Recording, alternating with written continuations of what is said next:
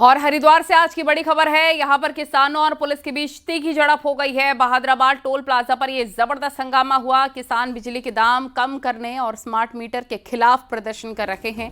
इन्हीं मांगों को लेकर किसान देहरादून के ऊर्जा भवन जा रहे थे, लेकिन पुलिस ने किसानों को बहादुराबाद टोल प्लाजा पर रोक दिया। इस दौरान किसानों और पुलिस के बीच तीखी झड़प हुई। वहीं भीड़ को नियंत्रण करने के लिए पुलिस को हल्का बल का प्रयोग भी करना पड़ा। हरिद्वार पुलिस की कार्रवाई से किसानों में काफी आक्रोश भी दिख रहा है। भारतीय किसान यूनियन टिकैत गुट से जुड़े सैकड़ों किसान बिजली के स्मार्ट मीटर ना लगाने, बिजली के बिलों में कटौती, गन्ने का समर्थन मूल्य और जंगली जानवरों से फसलों की सुरक्षा जैसी कई मांगों को लेकर देहरादून स्थित ऊर्जा भवन का घेराव करने जा रहे थे। तो सीनियर लीडर है, उनसे बातचीत लगातार हो रही थी, लेकिन कुछ लोगों ने वार्ता के दौरान ही पुलिस पे गाड़ी चलाने का एफर्ट किया। बैरियर टूटे, रस्सा, सारी चीज़ें गिरी, तो उसमें पुलिस ने उनको धक्का मुक्की से पीछे किया है। ये घटनाक्रम है। बाकी उनसे अभी हमारी और बात चल रही है। बिजली की मांग, स्मार्ट मीटर, चालान 10-10 हज़ार के, गन्ने का रेट बढ़ा नहीं, और इन चीज़ों को लेकर हम पहाड़ के किसान की भी समस्याएं थी, कुछ जंगली जानवरों की, और किसान देहरादून जा रहे थे प्रसादन हटमूर्ति पर। यह पूरी पुलिस फोर्स किसानों को लाठीचार्ज करने के लिए लगा दी। और देहरादून से लगी होंगी, लेकिन उत्तराखंड के काशीपुर में भी स्कूल में फायरिंग से हड़कंप मच गया। हैरानी की बात यह है कि टीचर की डांट फटकार से नाराज छात्र ने गुरुजी पर ही फायर झोंक दिया। देखिए।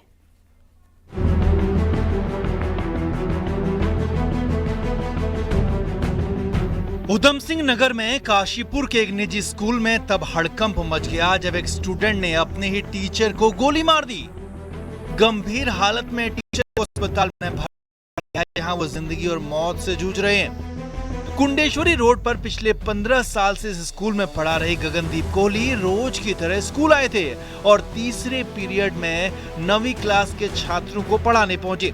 जैसे ही क्लास खत्म हुई, घंटी बजी तो 9वीं के एक छात्र ने उन पर तमंचा तान दिया और फायर झोंक दी। टीचर को कंधे पर गोली लगी और तुरंत उन्हें अस्पताल ले जाया गया। पुलिस भी मौके पर पहुंची और जो खुलासा आरोपी छात्र ने किया वो हैरानी भरा था। 3 दिन पहले टीचर गगनदीप ने छात्र से सवाल पूछा था। सवाल का जवाब नहीं देने पर टीचर ने छात्र को थप्पड़ मार दिया। उसी दिन से वो छात्र बदले की आग में जलने लगा। आरोपी छात्र टिफिन में छिपाकर 315 बोर का तमंचा लेकर स्कूल पहुंच गया। क्लास खत्म होते ही छात्र ने टीचर को सामने से गोली मार दी।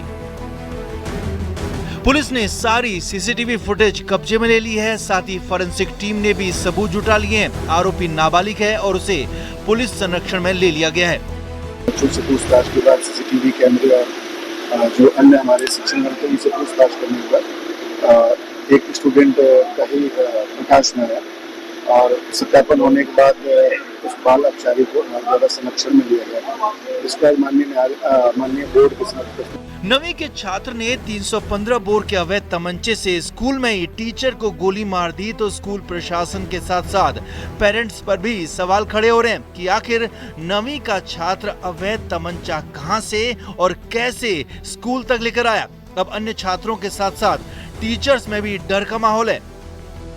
आएंगे अध्यापक स्कूल में आएंगे पढ़ाने के लिए इस कंडीशंस में, क्या वो पढ़ा पाएंगे, क्या वो पढ़ाएंगे बच्चों को। स्कूल में पढ़ाई के दौरान कई बार डांट फटकार पड़ती रहती है, लेकिन इसने कभी भी गुरु शिष्य के रिश्ते को तार-तार नहीं किया। लेकिन यहाँ तो टीचर के थप्पड़ का बदला लेने के लिए छात्र ने गोली ही चला दी, जो कि मामला बेहद ज्यादा हैरान करता है। Bureau report, news 18 Uttarakhand.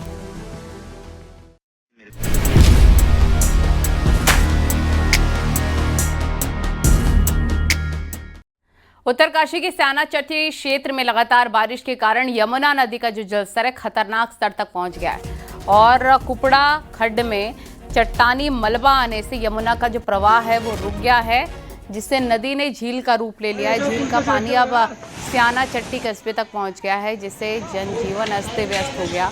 Yamunotri हावी का पुल भी झील में समा गया है।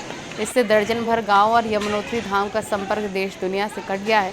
स्थिति की गंभीरता को देखते हुए राजस्व विभाग ने स्याना चट्टी में स्थित सभी घरों और होटलों को तत्काल खाली करवाया। में यमुना तटवर्ती क्षेत्र में चेतावनी जारी कर लोगों को सुरक्षित स्थानों पर रहने के निर्देश दिए। तस्वीरों में आप साफ देख सकते हैं झील के पानी कैसे घरों के पास बह रहे हैं। इसकी वजह से खतरा बढ़ गया है और कई लोग अपना घर छोड़कर सुरक्षित जगहों पर जा चुके हैं। दूसरी ओर तेज़ बारिश होने पर मुसीबत और ज़्यादा बढ़ सकती है, इसीलिए सभी अधिकारी अलर्ट पर हैं और झील के पानी पर नज़र बनाए हुए हैं। बलवीर परमार हमारे संवाददाता उत्तरकाशी से जुड़ गए। बलबीर, कैसी स्थिति है वहां पर? फिलहाल लोगों का जीना भी दूभर नजर आ रहा है। हम देख रहे हैं घरों के बाहर भी कैसे झील की तरह पानी बह रहा है। बिल्कुल, जो श्याना चट्टी जो कस्बा है उस पर पूरी तरह से संकट है और इस समय अपडेट ये है कि जो पुल है वो पूरी तरह से डूब गया है और जो घर उसके आसपास रहते हैं पूरी तरह से जलमग्न हो गए हैं और जो झील का स्तर है लगातार बढ़ता जा रहा है, जो खतरे का सबब बन सकता है, क्योंकि अगर तेज बारिश होती है, झील टूटती है तो आगे के जो क्षेत्र है उसको नुकसान पहुंचा सकता है। इस समय पूरी तरह से प्रशासनिक अमला SDRF अलर्ट पे है और जो 150 लोग जो श्याना चट्टी में रहते थे उनको सुरक्षित जगह पे पहुंचाया गया है, वहां पे उनके लिए व्यवस्था की गई है। पर जिस तरह से झील का जलस्तर लगातार बढ़ता जा रहा है, क्योंकि जो नदी है वो यमुना नदी, उसका जो जल है आगे की तरफ नहीं बह रहा है। जल पूरी तरह से प्रभाव को जो चट्टानी मलबा गदेरे से आया, जो गदेरा पड़ता है श्याना चट्टी के पास, वहां पे जो चट्टानी मलबा है उसने पूरी तरह से वहां पे अवरुद्ध कर दिया है यमुना नदी के मार्ग को, और जिसके चलते जो झील है वो लगातार बढ़ती जा रही है और झील बड़ा खतरा अब आगे की बस्ती पे भी हो सकता है। और इस पे पूरी तरह से जो प्रशासन ने नजर बनाए हुए है, SDRF की टीम मौके पे पहुंची हुई है और जो लोग वहां रहते थे उनको खाली करवा दिया गया है, घरों को खाली करवा दिया गया है। कई घर पानी में डूब गए हैं और लगातार जो यमुनोत्री हाईवे का जो पुल है वो भी पूरी तरह से जो झील है उसमें डूब चुका। विस्तार से जानकारी देने के लिए आपका बहुत शुक्रिया। उत्तरकाशी में मुसीबतें कम होने का नाम नहीं ले रखी हैं। भटवाड़ी में गंगोत्री हाईवे के पास लगातार लैंडस्लाइड हो रहा है। डबरानी में भारी मलबा सड़क पर आ गया है। तस्वीरों में साफ देखा जा सकता है पहाड़ी से भारी मलबा सड़क पर आया। मलबे के साथ पेड़ भी टूटकर नीचे गिरे। पहाड़ी से गिर रहा मलबा सीधे भागीरथी नदी में जा रहा है। वहीं प्रशासन की टीम मलबे को हटाने में जुटी हुई है।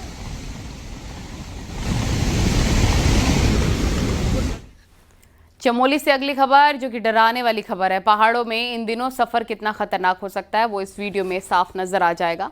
बद्रीनाथ हाईवे पर पीपल कोटी के पास पिछले कई दिनों से बार बार पत्थर और बोल्डर गिर रहे हैं। यहाँ एक बस पीपल कोटी के इस हिस्से को पार कर रही थी। इसी दौरान पहाड़ से बड़ा पत्थर गिरा। हालांकि बस पर गिरने से ठीक पहले पत्थर नीचे गिरकर टूट गया और फिर कुछ टुकड़े बस पर भी गिरे।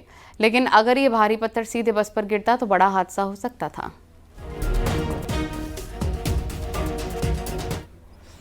चमोली में बारिश के बाद बद्रीनाथ हाईवे कई जगहों पर बंद है। पीपलकोटी, कमेड़ा, उमट्टा के साथ भनेर पानी पागल नाला में भी सड़क बाधित है। पहाड़ी से भारी मलबा हाईवे पर आया है, इसकी वजह से आवाजाही पूरी तरह बंद है। हालांकि सभी जगह पर JCB मशीन लगाकर सड़क खोलने का काम किया जा रहा है, लेकिन लगातार हो रही बारिश से हाईवे खोलने में परेशानी हो रही है। सड़क बंद होने से दोनों ओर यात्री फंसे हुए हैं और रोड के खुलने का इंतजार कर रहे हैं। आपको बता दें कि चमोली में बारिश के बाद बार बार लैंडस्लाइड होने से हाईवे बार बार बंद हो रहा है। हालांकि प्रशासन की टीम भी पूरी मुस्तैदी के साथ डटी हुई है।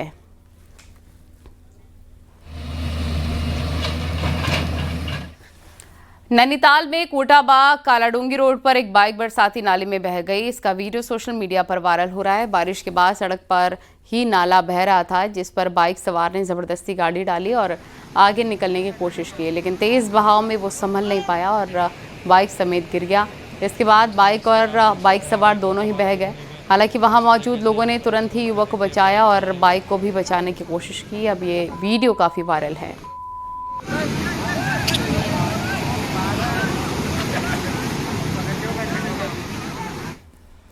उत्तरकाशी में करोड़ों की लागत से बनी ओपन टनल के ऊपर लैंडस्लाइड एक बार फिर से सक्रिय हो गया है, जिससे टनल पर खतरा मंडराया हुआ है। लैंडस्लाइड के बाद पत्थर और मलबा टनल के ऊपर गिर रहा है। इससे टनल और आसपास के घरों पर भी खतरा बना हुआ है। अब तक 2 बार भूस्खलन की रोकथाम को सुरक्षात्मक कार्य कराए गए, लेकिन यहाँ भूस्खलन पर रोक नहीं लग पा रही है।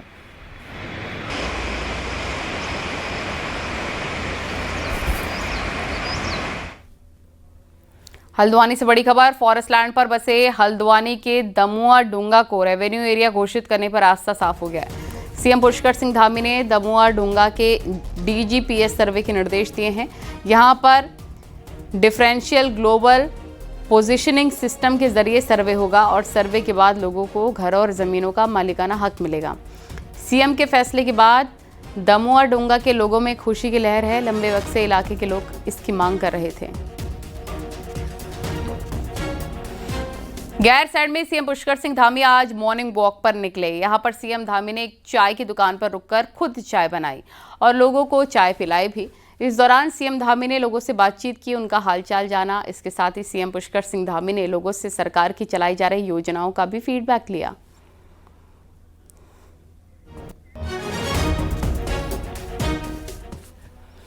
नैनीताल जिला पंचायत अध्यक्ष चुनाव मामले में हाईकोर्ट के निर्देशों के बाद सीसीटीवी की जांच पूरी हो गई है और टैंपरिंग और सीसीटीवी पर छेड़खानी मामले में बीजेपी और कांग्रेस ने इन सीसीटीवी फुटेजेस को देखा है और अब इस रिपोर्ट को शुक्रवार को हाईकोर्ट की चीफ जस्टिस कोर्ट में रखा जाएगा। कांग्रेस और बीजेपी के वकीलों के साथ दोनों उम्मीदवार बीजेपी की दीपा धर्मवाल और कांग्रेस की पुष्पा नेगी इस दौरान शामिल रहीं। सीसीटीवी फुटेज देखने के बाद कांग्रेस और बीजेपी दोनों ही संतुष्ट हैं। कोर्ट के आदेश पे सीसीटीवी फुटेज की दोबारा काउंटिंग दिखाई गई, उसमें हम संतुष्ट हैं और कोई इसमें आपत्ति नहीं है और इसमें कोर्ट है, हम कोर्ट पे भी इसका वो रखेंगे। सीसीटीवी फुटेज भी देखा, कैसी इलेक्शन वोटिंग पड़ी, कैसे उसका उनको सेग्रीगेट किया गया अलग अलग कैंडिडेट के वोट, और कैसे लास्ट में उन्होंने काउंटिंग की और उसमें जो दिखाने को तो उन्होंने वो भी दिखाया हमको। हर बैलेट पेपर में जो निशान लगे हुए थे वोटरों द्वारा जिन्होंने वोट किया उनके निशान लगे थे, वो सब हमने देखा। बीजेपी सरकार में वन मंत्री रहे हरक सिंह रावत ने एक सनसनीखेज दावा किया है। हरक ने बीजेपी सरकार में मंत्री रहते हुए खनन माफिया से बीजेपी के लिए चंदा इकट्ठा करने का दावा कर दिया, जिसके बाद राज्य की सियासत में उबाल है। कांग्रेस ने जांच की मांग की तो बीजेपी ने कोर्ट जाने की सलाह दी है।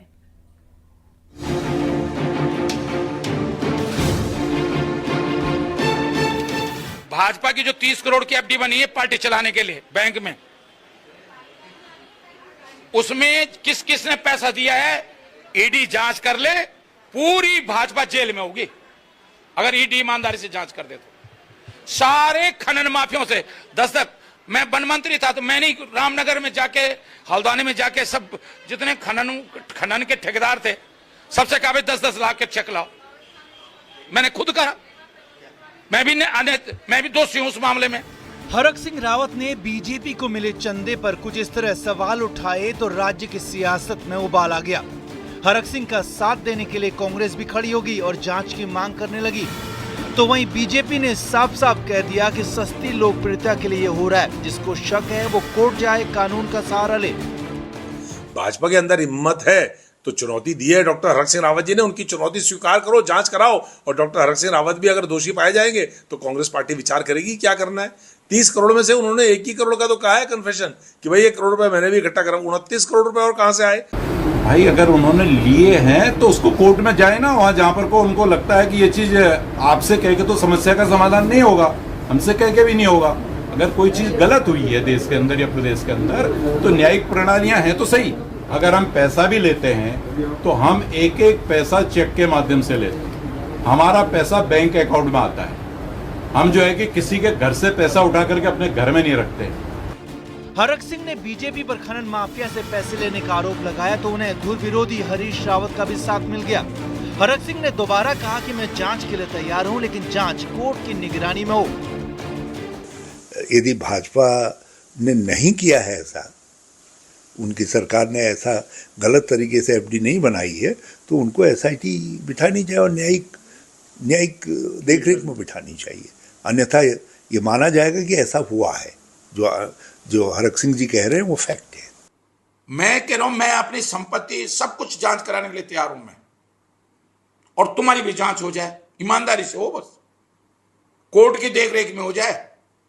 भाजपा में नैतिकता है तो हाईकोर्ट के से अनुरोध करे कि भाजपा पे जो मैंने आरोप लगाया है किसी हाईकोर्ट के जज की देखरेख में सीबीआई की जांच। हरक सिंह रावत अपने बयानों के लिए हमेशा ही चर्चाओं में रहते हैं, लेकिन इस बार उनके बयान बम ने राज्य की सियासत को दहला दिया है। Bureau report, news 18 Uttarakhand.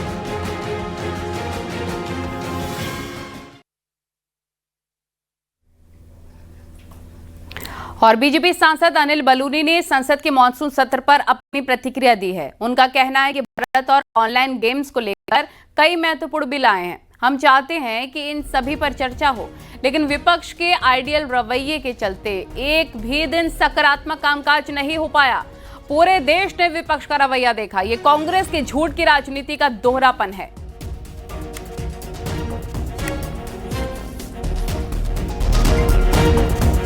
Real विपक्ष स्पोर्ट्स का बिल पास हुआ, ये ऑनलाइन गैम्बलिंग के बारे में बिल पास हुआ, बहुत ही महत्वपूर्ण बिल थे जिस पर चर्चा होनी चाहिए थी। लेकिन विपक्ष ने जैसे कि ठान लिया है कि चर्चा नहीं होने देनी है। हम बहुत समय से हम लोग राजनीतिक कार्यकर्ता हैं, देखते आए हैं संसद के सत्रों को। ऐसा तो कभी नहीं देखा है कि चर्चा ही नहीं होने देंगे, बातचीत ही नहीं होने देंगे। हम हर चीज़ के लिए तैयार बैठे हैं सत्ता पक्ष, लेकिन विपक्ष कैसा अड़ियल विपक्ष है, जैसे कि इन्होंने ठान लिया है कि कभी सत्ता में आने ये इस तरह से कभी सरकार में नहीं आ पाएंगे। जनता देख रही है इनको सबको। यूपी से सटे उत्तराखंड के तराई वाले इलाकों में कुछ पोल्ट्री फार्म्स में बर्ड फ्लू की पुष्टि होने के बाद हड़कंप मचा हुआ है। हालात ऐसे हो गए हैं कि जो पोल्ट्री फार्मर सावन खत्म होने के बाद अच्छे धंधे की उम्मीद लगाए बैठे थे, वो उजड़ने के कगार पर है और लोग मुफ्त में भी चिकन अंडे खाने को तैयार नहीं है। देखिए।